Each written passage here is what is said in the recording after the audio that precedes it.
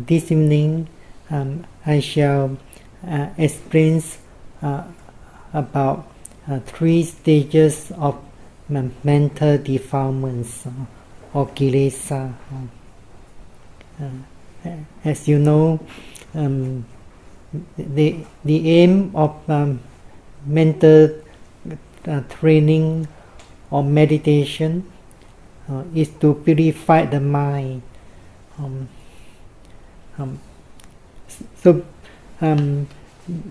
I shall quote a sutta, a discourse from the Samyutta Nikaya, the connected discourses of the Buddha.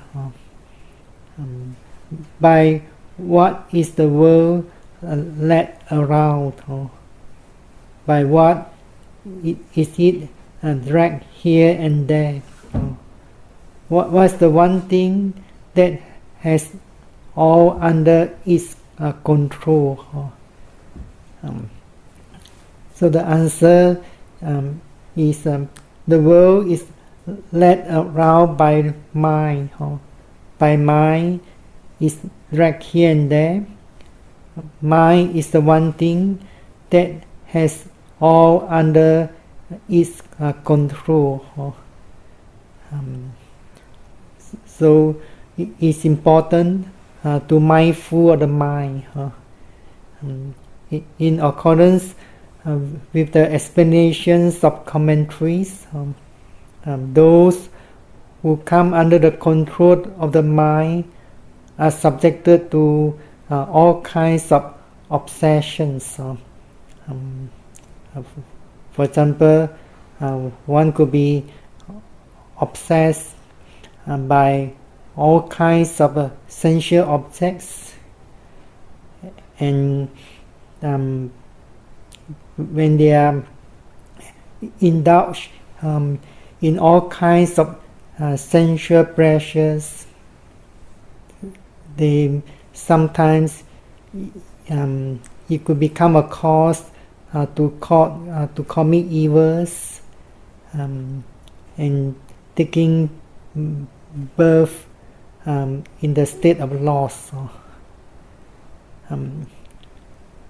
So those who come under control of the mind have not yet fully understood the reality. In other words, they have not yet fully understood the 5 aggregates or the true nature of mentality and physicality, and uprooted the mental defilements. But those who have fully understood the true natures of the 5 aggregates or mentality and physicality, and have uprooted the mental defilements, will not come under the control of the mind. Rather, is the mind that comes under their control. So, if you do not control your mind, or in other words, if you do not train your mind, cultivate your mind, you shall never become the master of your mind. You might become the slave of your mind,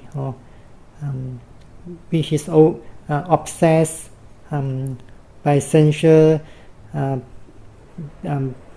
pleasures or sensual desires and so on. So it's important to develop the mind, or in other words, to develop wisdoms, to cultivate panya, in order to uproot the mental defilements. So there are 3 stages of defilements. The first stage is known as Anusaya Kilesa. Is translated as latent defilements, or those defilements that are lying dormant in the mind. Anusaya Kilesa is also translated as a potential to commit evil. The cause of evil is mental defilements. So Anusaya Kilesa is uprooted when one has attained the supramundane path knowledge, or the supramundane wisdoms. So this Anusaya Kilesa consists of two.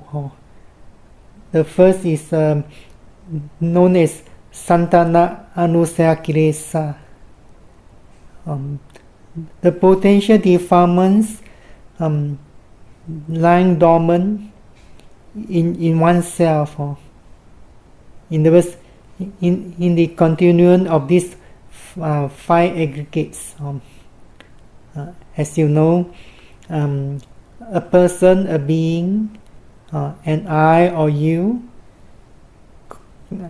in the ultimate sense, consists of five aggregates, or nama rupa. So there are these both defilements that are lying dormant in this continuum of the five aggregates. Then the other Anusaya Kilesa is known as Aramana Anusaya Kilesa. The potential defilements lying latent in the sense objects. As you know, there are 6 kinds of sense objects: visible object, sound, odor or smell, taste, tangible objects, and mental objects. You may know from your experience in life that when the eyes is seeing an object, a person that is not agreeable, then there be a rising of certain defilements, aversion, thoughts of ill will. Or when you hear the voice of a person whom you dislike, then aversion arises. So if you do not see this object that's not agreeable to you, or you do not hear the voice of the person whom you dislike, then the mind remains calm, peaceful. So this is known as Aramana Anusaya Kilesa. So when there's a defilement arising, then the defilements has reached the second stage. That is known as Pariyuthana Kilesa. So you know that there's an aversion or anger arising in the mind. If one doesn't make an effort to remove it, for example, the anger or the feeling of hatred is getting stronger and stronger, overpowering oneself. So these strong defilements can cause a person to violate the moral precepts. For example, the first precepts. So in the words, the defilements has reached the second stage, which is known as Vitikama Kilesa, defilements that cause a person to commit evils or violate the moral precepts. So that's why the Buddha taught us 3 kinds of trainings.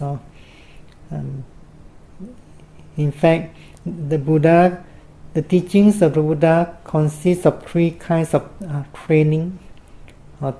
Training in morality, training in concentration, and training in wisdom.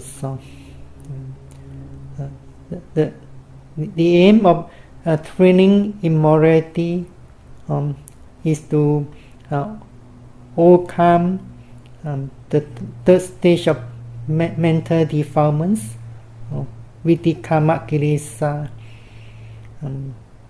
If one is able to observe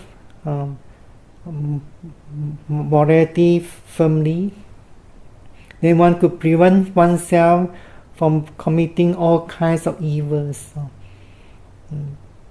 But observance of morality or moral precepts could not help a person to overcome those defilements in the mind. So that's why mental training is important. So when you cultivate or develop concentration wisdoms, then you are able to overcome the mental defilements. If you practice concentration meditation or samatha bhavana, then you could overcome the 2nd stage of mental defilements. For example, when there's a anger arising, then you direct your mind to the thoughts of loving kindness. When you could develop the thoughts of loving kindness very well, the anger will be subsided or replaced by that good thoughts of loving kindness. But concentration does not have the power to uproot the latent defilements, anusa kilesa. So anusa kilesa consists of 2. The first is santana anusa kilesa, the potential defilements lying dormant in the continuum of the 5 aggregates. So this santana anusa kilesa is uprooted by the path knowledge. The second one is aramana anusa kilesa, the potential defilement lying latent in the sense object. So aramana anusa kilesa is removed by Vipassana knowledge or insight knowledge. So it is important to mindful of the sense doors. In fact, this practice, when we look from another angle, actually this practice is based on 6 internal and 6 external sense basis. So when you're mindful of seeing or you're mindful of hearing, you are in fact practicing mindfulness Dhamma. Is one of the subjects of mindfulness of Dhamma is mindful of 6 internal and 6 external sense bases. So it's because of unmindful, the defilements can arise when there's a contact of with the sense object and the sense door. So immediately, defilements will be arising whenever the sense door come into contact with those sense objects. So there in brief, there are 3 kinds of overcoming or abandonment of mental defilements. The first is known as Vipassana. In other words, overcoming or removing of the mental defilements by absorption concentration.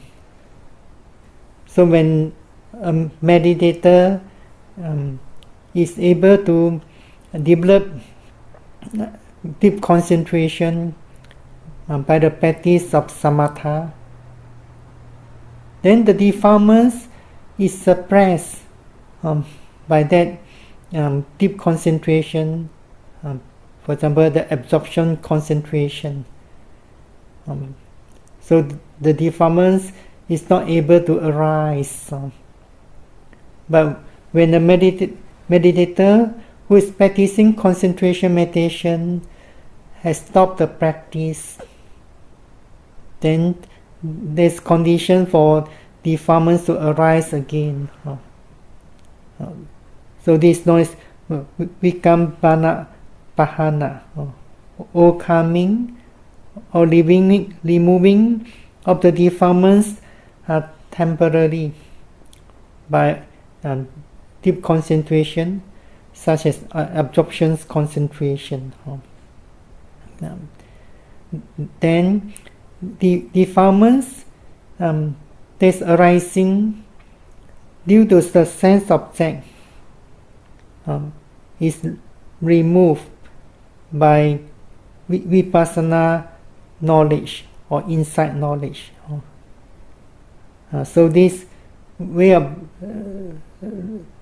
overcoming mental defilements by insight knowledge is known as Tathāgata. So if one could overcome the defilements by Tathāgata, then eventually Tathāgata will pave the way to Samujjeda. Samujjeda means overcoming or uprooting the mental defilements, in other words, Anusaya Kilesa, by path knowledge.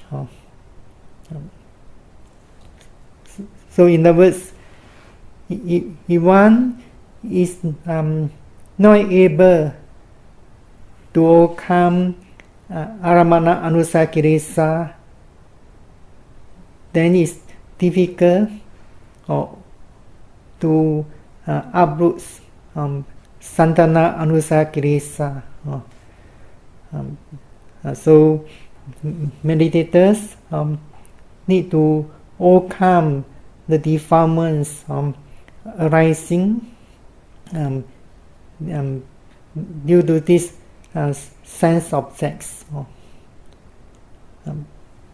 So if meditators could not overcome Aramana Anusaya Kilesa, then it's almost impossible to uproot Santana Anusaya Kilesa, those defilements that are lying dormant in the continuum of the 5 aggregates. So meditators need to mindful of seeing, hearing, smelling, tasting, touching,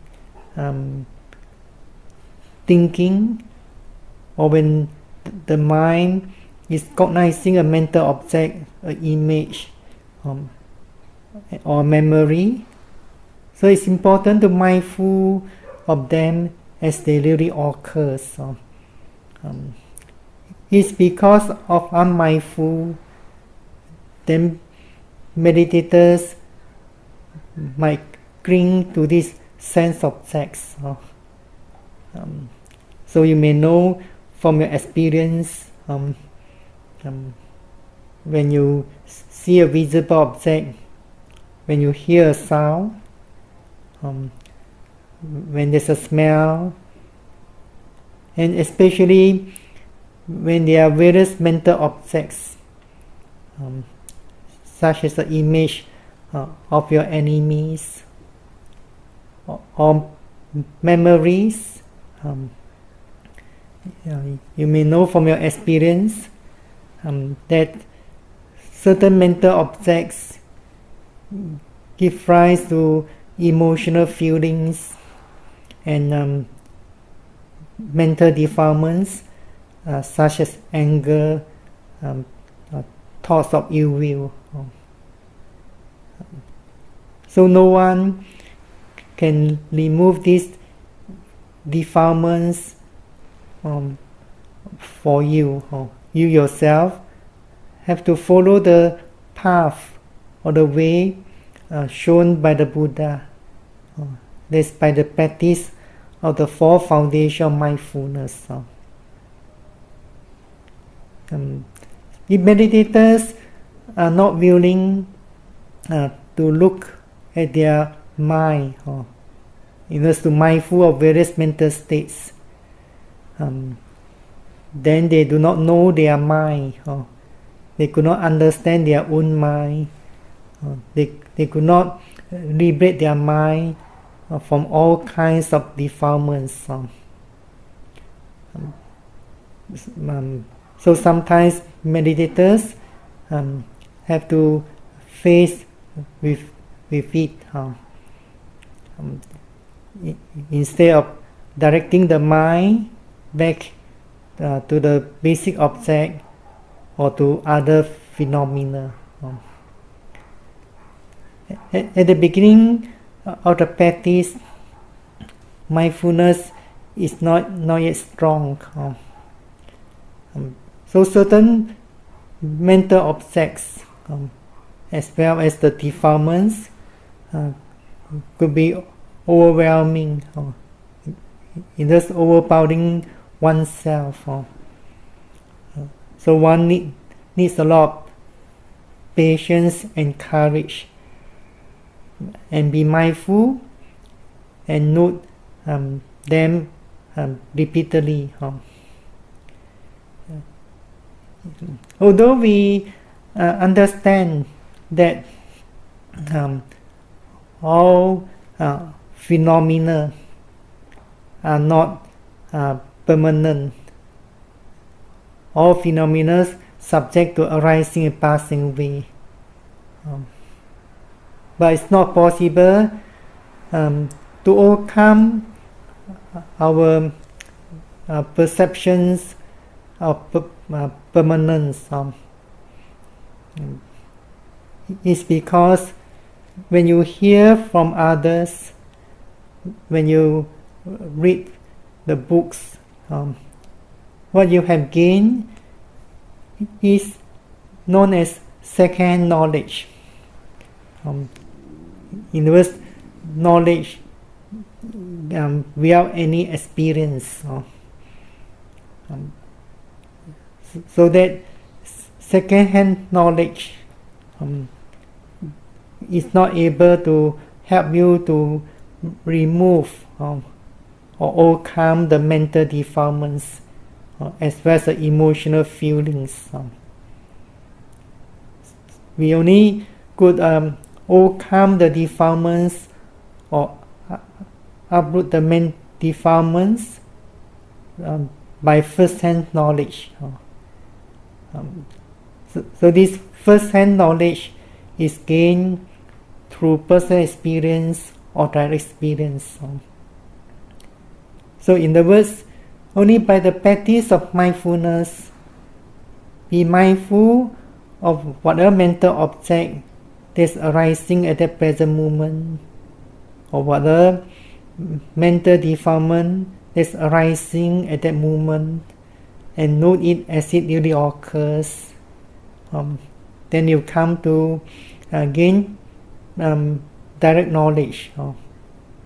As you're mindful of the mental objects or mental phenomena, or any physical object or body sensation, as you're mindful of them as they really occur, you are in fact gaining direct experience into it.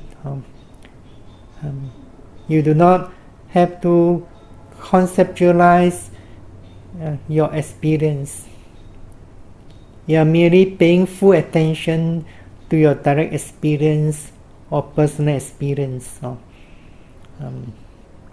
You do not have to contemplate that this object is impermanent, or this thinking or emotional mental state are arising by themselves, is beyond my control, is anatta or not self. You do not have to contemplate in that way. Merely, what should be done is paying bare awareness or bare attention. So meditators might have to mindful and note certain mental objects or defilements again and again. For example, sometimes there's a memory. As soon as you be mindful and note thinking, but when the mindfulness is not yet strong enough, a memory causes another mental state to arise. For example, anger. Then you have to mindful note anger. So you have to pay full attention to that mental state of anger. If a meditator is mindful and note anger, at the same time the mind is still thinking of that incident, that past incident that caused the anger to arise, then it's difficult to overcome the mental state of anger. If meditators pay attention to the contents, then it's difficult to be mindful at the present moment, or in other words, living at the present moment.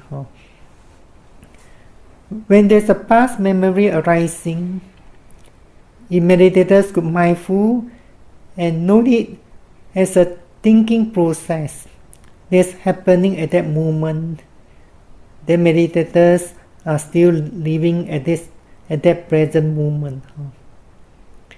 If meditators are paying attention to the contents of that memories, most likely meditators will be carried to the past, will be carried away by that memories to the past. Then meditators becomes unmindful. So when meditators mindful no anger, so meditators should pay full attention to that mental state of anger. If meditators have patience and know it again, so by mindful and know it again, meditators are building up the momentum of mindfulness. Anger. So when there's momentum mindfulness, the strength of mindfulness will be getting stronger. Eventually, mindfulness will overcome that mental state of anger. But sometimes the same thoughts or the same memory could be coming back again and again. Even though we know there is suffering, sometimes certain memories or mental objects give rise to emotional mental states or defilements. We know there is suffering. The emotional feelings and defilements are the cause of suffering. Yet the mind like to think it again and again, or go back to the past again and again. So this is the nature of untrained mind. In other words, the mind is clinging or grasping that memories or certain mental objects. This clinging or grasping because one has not gained the first-hand knowledge or direct experience into the true nature of that mental states. Clinging can arise because one attached to it, taking it as a permanent. But when one could mindful and know it again and again, eventually one come to realize the true nature of that mental object or that memory. So in other words, meditators sometimes have a lot of mental states. If they ignore it, they may not able to make more progress. So you have to realize that the aim or the purpose of practicing mindfulness meditation or Vipassana meditation is to realize the true nature of mental and physical phenomena or nama rupa. And mental phenomena also includes the noting mind, or in other words, the mindfulness or the awareness. So meditators sometimes may have to note the mental object again and again. But when the mindfulness is getting more and more powerful, eventually they may not have to note certain mental objects or memories for a long time. It's because the mindfulness strengthened by being mindful and note the mental object repeatedly. So when the power of mindfulness is strengthened, then meditators could be mindful and note the memory once or twice. Then that mental state of memory will disappear instantly. Then when the memory has disappeared, then there's no feeling of anger or any emotional mental state arising. So this is known as Tatanga Pahana. It's because meditators are able to mindful and note the phenomena and whatever phenomena, whatever mental states such as anger caused by that phenomena. So that's why it's important to mindful of the six sense objects. But in the beginning of practice, meditators may not able to perceive the consciousness of a hearing, conscious of seeing, conscious smelling, and so on clearly. But when meditators are able to realize the true nature of physical phenomena clearer and clearer, in other words, when meditators are able to realize, for example, various processor movements clearer and clearer, such as the rising movements, falling movements during the sitting meditation, or be able to mindful of the various processor movements during walking meditation, and mindfulness of daily duties clearer and clearer. In other words, they only experience various process of movements. Then they will be able to realize that the consciousness which is arising or dependent on the movements also will become clear or evident by itself. So when meditators could realize the consciousness of touching clearly, or the mind conscious clearly, eventually they also come to see the arising of the mindfulness of the noting mind clearly.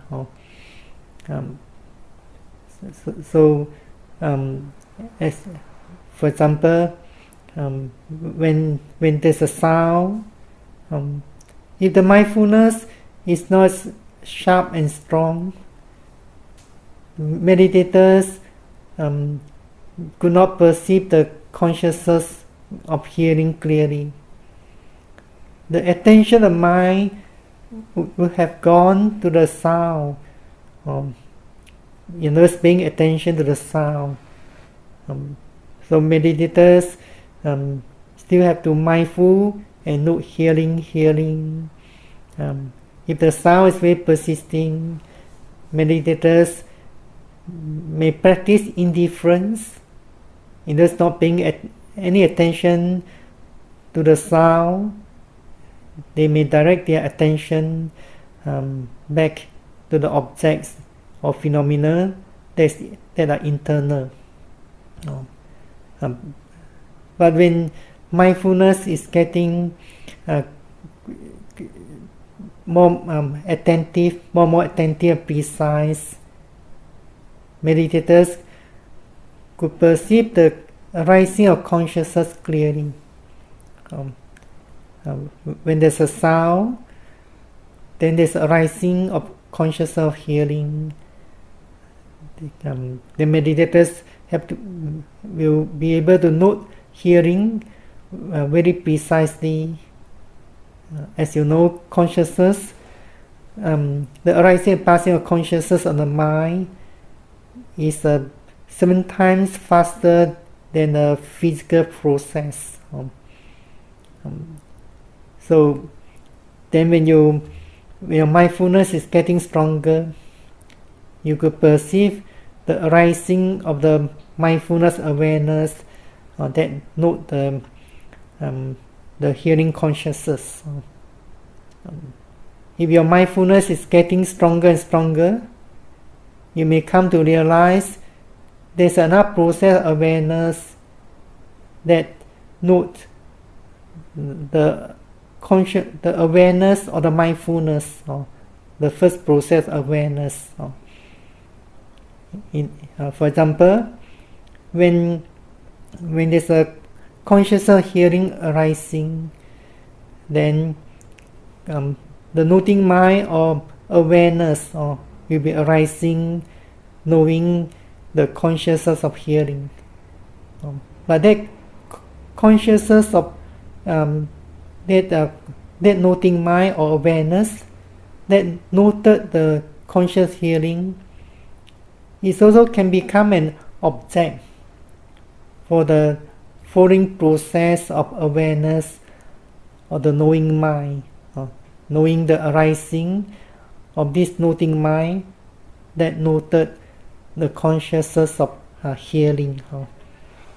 So when meditators could develop mindfulness correctly, they come to realize cause and effect clearly. As you know, the sound is a cause, arising of the hearing consciousness is an effect or the result. So this effect can become a cause for the arising of the noting mind or the awareness. Sometimes if the mindfulness is very sharp, there will be another process of awareness or noting mind arising and noted the previous process of the awareness of the noting mind. So the meditation, mindfulness meditation, is very interesting. Meditators take interest into it. They come to see the mind clearly.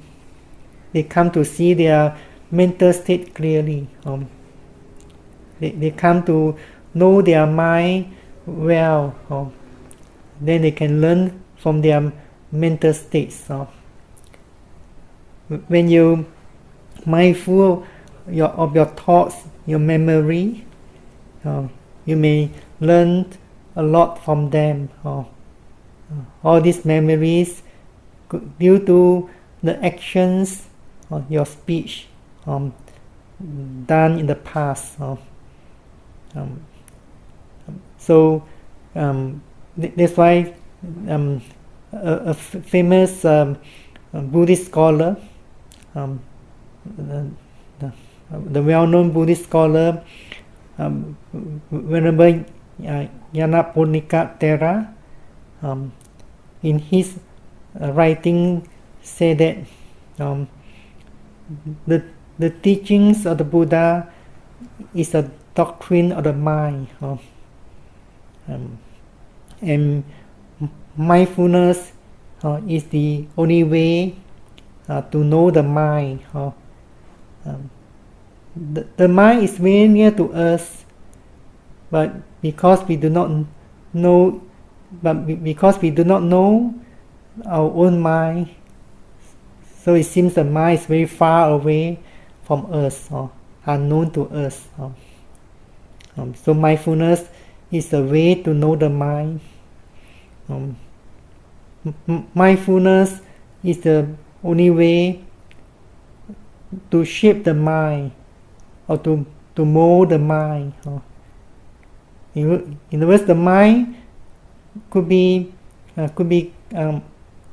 obstinate or stubborn. So that means not pliant, not soft. So we need to train our mind, soften our mind.